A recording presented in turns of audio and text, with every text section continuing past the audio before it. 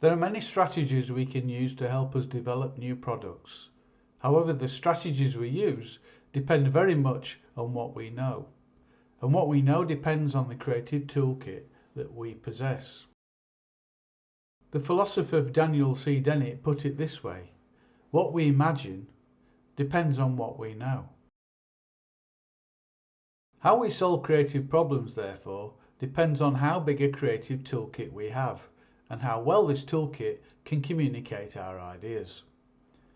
Some think that creativity is something we are born with, and this is common in some cultures, resulting in poorly funded design education systems. However, creativity can be learned. The more creative tools you have, the better you are at solving creative problems. In this presentation, I hope to encourage you to review some alternative perspectives that may help you create unique products of your own. Traditional craftspeople were and still are the guardians of the rich vocabularies that lie at the heart of the direction of this publication, and so it is important that their knowledge and experience play a major role in the trajectory of this idea. In this regard, we are therefore looking at a multidisciplinary approach combining the disciplines of archaeology, anthropology and design.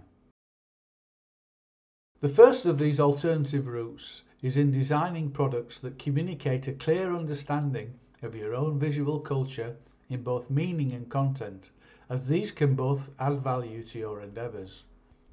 The second direction relies much more on the needs of your own culture group, but may be of value to a much wider audience than you may think. The third way is in utilising the rich cosmological worlds of meaning within your own culture that can help you develop completely new product directions of your own.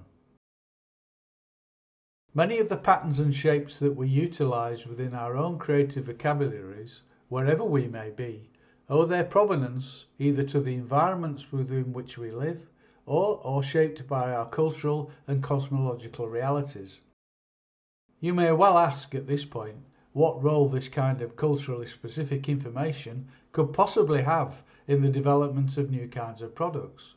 But if taken as a starting point, we can clearly see that the opportunities available to us greatly outnumber our options if we merely use the triangle as a visually decorative motif alone, such as in this example. Within this worldview, combinations of colour and form are based carefully around social norms within the community. A girl expressing her love for a man in her beadwork would therefore not place the unfulfilled male symbol within its feminine counterpart, but would arrange them the other way around, with the unfulfilled male apex facing down in white beads, enclosing the unfulfilled female symbol.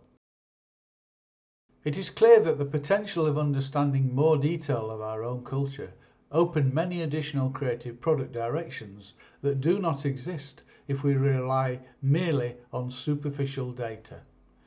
Many of these directions, however, can only be put to good use by people who are willing to put in the time and effort to acquire a deeper understanding of their own traditions and history. With regard to our second direction, the particular cultural and geographic environments in which we all find ourselves in give us innumerable opportunities for the development of products that not only serve local needs but can also create totally new markets. While other countries are content to squeeze many of their own cultural requirements into products designed and manufactured thousands of miles away, there is little chance that they will ever see the full potential of their own lifestyles in the development of higher value consumer products. Sadza or nsima is a common staple food in most of East Africa, and part of the eating process involves rolling this staple before dipping it into a sauce. This action is traditionally carried out in the hand, but there is no reason why it could not be rolled or squeezed on a portion of the plate itself. Developments in this area would not only serve the practical needs of communities, but would also importantly add cultural provenance and value, as well as providing a unique product for the home and export market. How peoples live their lives is a particularly useful starting point for any product designer to begin their research. But it is remarkable that so many important aspects of life within the developing world have received such little attention compared to those in the Western Hemisphere. The desire to follow global trends has had a role to play in the lack of initiative in this area, but this in turn results in narrow views of what is creatively possible. It also clearly leaves the ownership of these global trends in the hands of others. Nepal, like many parts of the developing world, has deep wells of culture from which many new creative directions can be extracted. All that is needed is an open creative mind that is able to take advantage of your own creative inheritance. Making the creative leap between traditional prayer flags and their potential as prayer scarves requires abstract thinking skills. But once these are acquired, it can lead in all kinds of new creative directions. The idea of contemporary fertility key rings comes from a Fulani traditional cultural idea of wearing a clay model of a child in order to attract a pregnancy.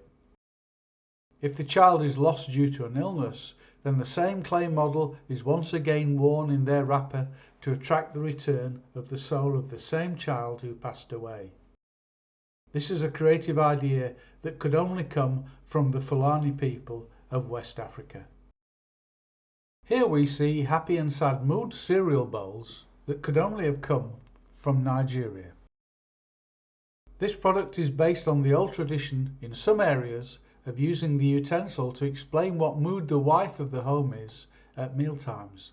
This is because women historically were not permitted to speak to their husbands while he was eating.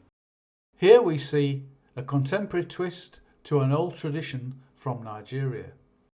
I'm not suggesting that we return to this tradition, but there must be many couples both at home and abroad who would see the humour of this product at breakfast time.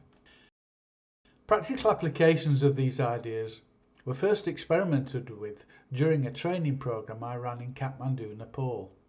Although at first a little concerned about the creative direction followed, the conclusion of the program resulted in creative ideas that could only have come about by using historical narratives from Nepal.